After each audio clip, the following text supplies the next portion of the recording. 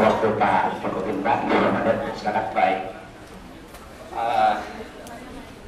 Saya kadang-kadang agak bingung juga menanggapi beliau ini karena kemana-mana itu kadang-kadang keluar konteks dan ditanya lain-lain jawabannya seperti tadi beliau mengatakan apa tadi Pak? Iya, sebentar ya. Tadi ia mengatakan surat Al-43, surat Az-Zukhruf ayat 61. Nabi Isa kan tahu tentang kiamat, sementara yang tahu tentang kiamat Tuhan. Berarti Nabi Isa Tuhan, gitu kan kesimpulannya kan? Nah, surat 43, 61. Wa innahu la ilmu lisaati fala tamtaruna biha, ya. Wa innahu la ilmu lisaati fala tamtaruna biha wa tabi'uni hadza siratum mustaqim. Dan sesungguhnya dia Isa adalah suatu tanda bagi kiamat, maka janganlah kamu ragu-ragu tentang kiamat itu dan ikutilah aku, inilah jalan yang lurus. Dia menerjemahkan ini seenaknya saja. Ya kan? Saya ada Pak Iwan, saya menerjemahkan loh. Saya ambil dari internet. Dari internet. Dan di sini Nabi Isa itu tadi sama Al-Quran lainnya. Kita mohon hadirin untuk tenang. ya, Termasuk begini. Ini Nabi Isa itu menceritakan tentang tanda-tanda kiamat. Bukan berarti Nabi Isa tahu tentang kiamat. Di dalam ayat ini, ya, dan ikutilah aku. Aku ini bukan Isa. Ini orang Kristen menerjemahkan Isa, padahal Allah itu. Wattabi'uni hadza siratal mustaqim. Ikutilah aku, inilah jalan. Aku ini huruf besar A. Ku, berarti kembali kepada Allah. Mekanisme penulisan Injil dan Alkitab itu beda. Mereka menerjemahkan sesuai dengan Bible. Kalau Bible, Yesus, Roh Kudus, Tuhan, iya, dianya, engkau, semuanya huruf besar, walaupun dia di tengah. Tapi Quran tidak. Kecuali Allah, nah baru pakai ya huruf besar, dia, engkau, nya, semua huruf besar. Nah, ini di sini hanya ikutilah aku, kata Allah, A besar. Dia menerima ikutilah Yesus, aku ini Allah. Nah, itu kekeliruan mereka sebenarnya menerjemahkan. Jadi dengan kesimpulan seperti itu, Yesus mengajar tahu tentang kiamat katanya. Terus sementara Allah yang tahu kiamat, berarti Yesus itu Allah. Padahal di Injil dia sendiri mengatakan Yesus mengaku dia tidak tahu tentang kiamat. wajar Pak. Konteksnya Yesus adalah manusia, wajar. Wajar. Sama dengan kita punya akun, sudah saya terangkan tadi kan.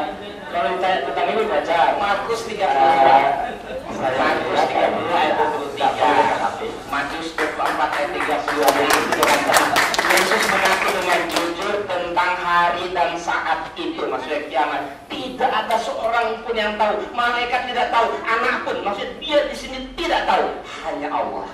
Jadi kiamat itu kata Yesus menurut Injil hanya Allah yang tahu, dia nggak tahu. Nah, malaikat punya Al-Quran diambil. Kata Yesus tahu kiamat, berarti Yesus itu Allah ini. Makanya hati-hati sekali menerjemahkan Quran. Jangan seperti Bible, dia cuma dengar baca di internet tuh langsung percaya. Dikaji dulu. Kalau mau tanya tentang Islam, tanya kepada orang Islam dong. Jangan tanya kepada pendeta. Yang menurut Yesus itu orang yang melakukan menurut kehendak Bapakku yang di surga, yaitu Allah Subhanahu Wa Taala. Nah, sekarang menjadi pertanyaan, apakah umat Kristiani sudah melakukan menurut kehendak Bapakku di surga? Nah, itu. Makanya ada satu tema yang perlu dibahas, ya kan? Itu.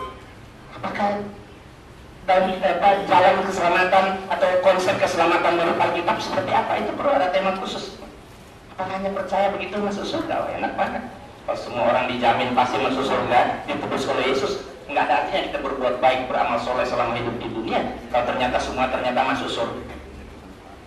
Jadi masuk surga tergantung amal perbuatan selama dia hidup di dunia. Ya kalian tidak walaupun dia percaya sama Yesus, tapi dia tidak pernah melakukan kehendak Bapaknya Yesus, ini percuma. Dia tidak akan mungkin selamat. Contoh Yesus sunat, Lukas 2 ayat 21. Kenapa Yesus sunat? Dan dia melakukan perintah Allah dalam kitab Kejadian 17 ayat 9 sampai 14. Bahkan diancam orang tidak berkhitan, ancaman hukuman mati kan? Ada. Ya, Kejadian 17 ayat 14, orang tidak berkhitan, ancaman hukuman mati. Yesus hitam. Tapi kenapa orang Islam tidak mewajibkan berkhitan? Kenapa? Karena mereka mengikuti kehendak Paulus. Paulus mengatakan di dalam Galatia 5 ayat 2, apa kata Paulus? Dengan dengan sombongnya Paulus mengatakan, sesungguhnya aku Paulus berkata kepadamu, jikalau kamu menyelamatkan dirimu, Kristus Yesus tidak berguna bagimu. Orang kalau Kristen bersunat, Yesus tidak berguna. Tidak bersunat, ancaman hukuman mati. Jadi maju kena, mundur kena. Ya kan? Tidak sunat, ancaman hukuman mati. Sunat, Yesus tidak berguna. Tapi anehnya yang mereka amalkan ajaran Paulus dalam 1 Korintus 7. 1 Korintus 7 ayat 18-19, apa kata Paulus? Jika seorang dipanggil dalam keadaan bersunat, apabila jika seorang dipanggil dalam keadaan bersunat, janganlah ia mau berusaha menyediakan tanda-tanda sunat itu. Dan apabila seorang dipanggil dalam keadaan tidak bersunat, janganlah ia mau bersunat. Sebab bersunat atau tidak bersunat tidak penting, kata Paulus. Yang penting mentaati hukum-hukum Allah. Justru menurut saya, kalau yang penting mentaati hukum-hukum Allah, justru harus sunat. Ya, tapi ada alasan orang Kristen yang penting sunat hati. Iya, padahal itu satu kekeliruan orang Kristen. Ya, saya kan mantan Kristen, ya saya tahu. Sunat hati itu bukan ajaran Yesus di ajaran perjanjian baru, tapi itu sudah ada sama-sama di perjanjian lama. Bisa dilihat di kitab Ulangan pasal 10 ayat 16. Sunatlah hatimu. Jadi ada dua perintah sunat. Sunat hati, ya sunat daging, yaitu potong kulit. Dan kemudian sunat hati. Sunat hati bukan berarti membersihkan hati, motong kurangi hati, mati. Artinya membersihkan ya hati dari segala iri, dengki, sombong, takabur. Itu sunat hati. Jadi sunat hati ada perintah yang sama-sama tertulis dalam Taurat Musa. Sunat daging maupun sunat hati. Jadi bukan berarti dengan ada sunat hati terus sunat daging hilang. Seperti itu tidak. Buktinya Yesus juga sunat, ya kan? Ya. Yang amalkan siapa? Kita juga umat Islam. Nah, bagaimana mau selamat? Ya, dijamin kata masuk surga sementara tidak diamalkan perintah Allah dan Yesus. Allah mengatakan bukan mati kok orang tidak bersunat. Mau selamat bagaimana? Mau masuk surga bagaimana? Ya kan? Kata Allah babi itu haram. Iya, kita haram, orang Islam haram, kan orang mereka malah makan. Kenapa makan? Karena Paulus yang mengatakan segala sesuatu halal. Ya, di kitab 1 Korintus 6 ayat 12. Segala sesuatu halal kata Paulus. Yang jangankan ajaran Paulus. Bagaimana mau selamat? Allah perintah haram dia makan. Allah perintahkan sunat dia nggak mau sunat. Bagaimana? Allah perintahkan masuk ibadah kuduskan hari Sabat dia bikin hari Minggu. Bagaimana mau selamat? Ya kan? Jadi keselamatan itu tergantung amal perbuatannya. Bagaimana kita melakukan kehendak Allah, kata Yesus. Itulah yang selamat. Bukan dijamin asal percaya sudah jamin masuk surga, enak banget.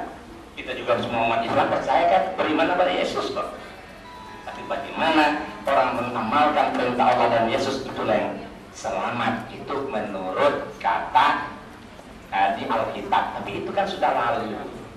Kenapa? Karena ini Nabi Isa dengan Injilnya itu dia hanya untuk Bani Israel saja, bukan untuk seluruh dunia. Nah, tadi ada dikatakan ada perintah ke seluruh dunia, betul. Tapi banyak juga perintah. Kata Yesus Matius 15 ayat 24, aku diutus hanya kepada domba-domba yang hilang dari umat Israel. Ada Matius 10 ayat 5 dan 6 kata Yesus kepada ke-12 muridnya. Ya, dia suruh silakan pergi kemana saja berdakwah. Tapi kata Yesus, jangan masuk ke dalam kota orang Samaria, melainkan pergilah kepada domba-domba yang hilang dari umat Israel. Hanya kepada umat Israel. Bahkan Injil ini hanya disebarkan hanya orang Israel.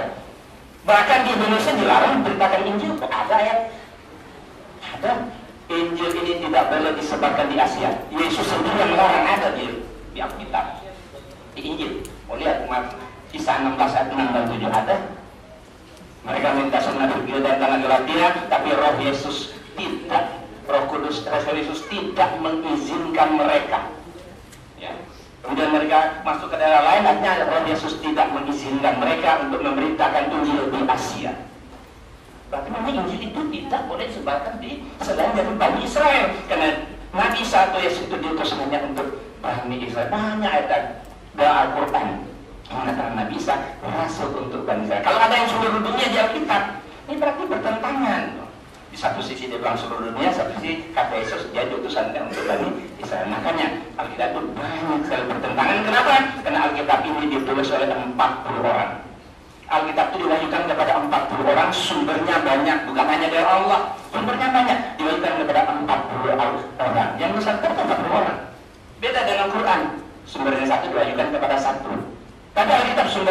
diwajibkan kepada 40 orang, maka wajar terjadi pertentangan di sana sini, ya kan? Sehingga ke porsinilnya sudah tidak jauh. Masalah Trinitas terakhir, saya bawa Injilnya.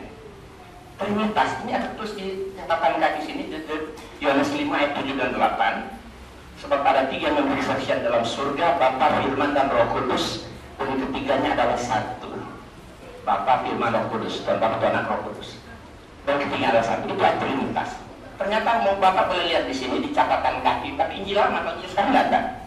Ayat yang dalam kurung Trinitas itu sebagai pasti tidak asli. Kalau tidak asli apa? Ya palsu. Itu terus dalam Injilnya sendiri. Mas saya bilang, saya punya koleksi Alkitab terbanyak mungkin di Jawa di Indonesia. Itu catatan di kaki yang kuno-kuno saya punya. Ternyata ditulis ayat perintah itu tidak asli kok. Tidak asli berarti palsu. Ya kan? Ya, demikian. Bisa Pak, saya minta waktu untuk mengkontak Bapak itu. Karena saya pikir dari tadi saya kuning tahu, ternyata sekarang saya bisa tidak menanjak sedikit. Sebentar Pak. Bapak akan kami beri waktu. Tidak 1 menit, tapi 5 menit. Bapak dan Ibu hadirin yang berbahagia, sebenarnya saya melihat begitu kiranya antusias kepada Bapak Ibu sekalian, karena memang ini masalah yang sama-sama kita butuhkan. Tapi mengingat waktu, ini tentu belum kita lihat. Bapak berdua akan kita beri waktu nanti mau menyampaikan kata akhirnya masing-masing. Kemudian dia akan masuk kepada acara penutupan acara ini oleh panitia. Bapak, kami percaya bahwa Bapak Ibu memang sekali lagi tidak puas dan memang sulit untuk memberikan kepuasan bagi semua orang itu. Tapi yang pasti saya dan kita semua sekarang ini sudah mendapat sebuah katakanlah pencerahan, ya, dari pandangan kedua beliau ini, sehingga karena ada pencerahan ini berarti kita akan kembangkan ke depan, sehingga kemudian kita beragama tidak sekedar ya saya beragama gitu, tapi kita beragama kemudian kita mengerti paham betul dengan agama kita.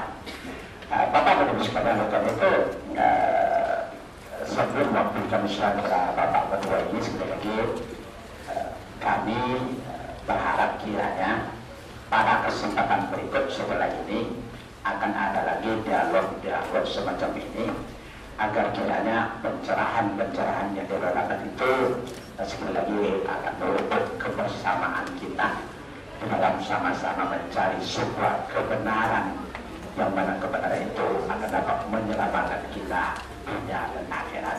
Oleh karena itu saya minta maaf, kami berdua minta maaf, waktu Bapak Ibu kami potong hanya sampai di situ, dan kami akan berikan waktu kepada Bapak berdua. Pertama kepada Bapak Pak Rudi, kita berikan waktu 5 menit untuk menyampaikan kata akhirnya. Silakan.